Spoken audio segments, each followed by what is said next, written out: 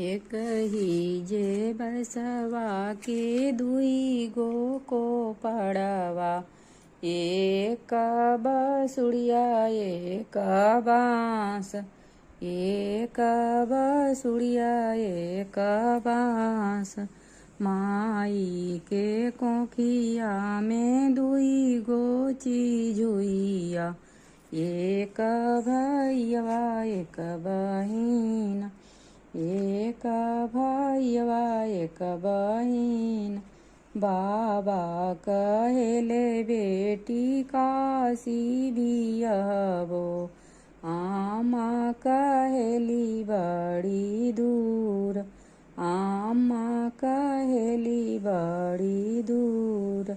भैया कहेले बहिनानी दूर बियहबो, भाभी कहेली दूर देश, भाभी कहेली दूर देश।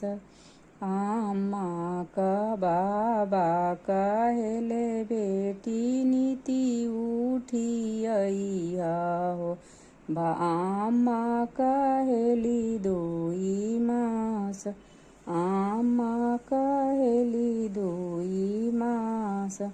भैया कहेले बहिना ती उठिया हो, भाभी कहेली कौन काम।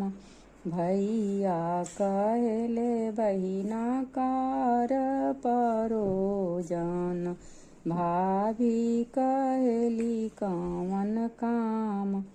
बाबा जे देले गैया से भैंसिया, भैया जे देले धेनु गाय, भैया जे देले धेनु गाय।